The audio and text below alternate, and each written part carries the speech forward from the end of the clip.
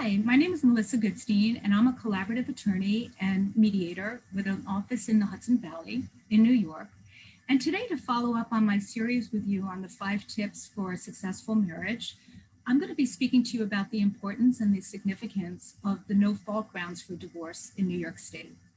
So just to recap, the 5 tips for a successful marriage coming from the vantage point of being a divorce professional for over 27 years and being in a marriage in a healthy and happy one for over 30 years.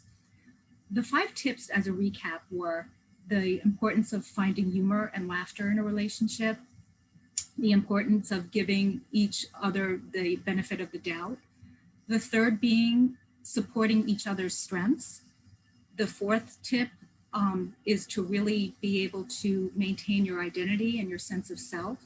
And the 5th tip was the importance of communication. And at the end of the day, if your relationship isn't working out, if you're not happy, if it's not fulfilling, if it's not healthy, you really shouldn't have to remain in a relationship, and you really don't need to or should have to have a fault to leave that relationship and to end it.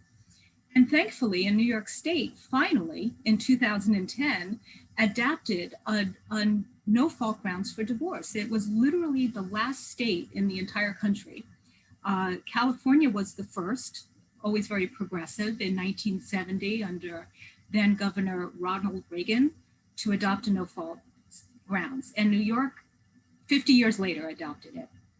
And the no-fault ground for divorce in New York State is the irretrievable breakdown of a relationship. And it has to be for a period of at least 6 months. And I learned that because this year I did have a case where a couple was only married for 5 months and couldn't file for divorce. They did have to wait a month to establish that.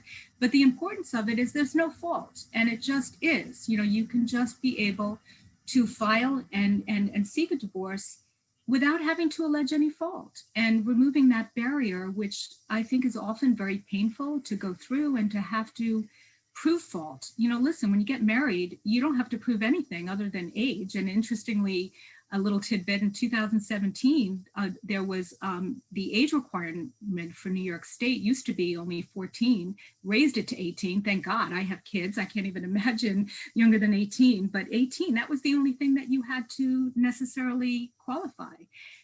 So the end result is really, if your relationship is not working, your marriage really is not sustainable, not healthy, you should be able to end it, and end it without having to allege fault. And where I come in as a divorce professional is that in order to get a divorce on this no fault grounds is to be able to reach an agreement on all issues.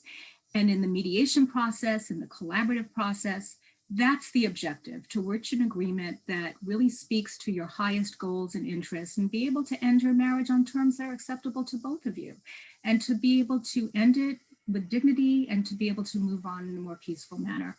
So if you want some more information about my services, looking at my videos, check out my website, melissagoodstein.com. And thank you all for your time. Bye.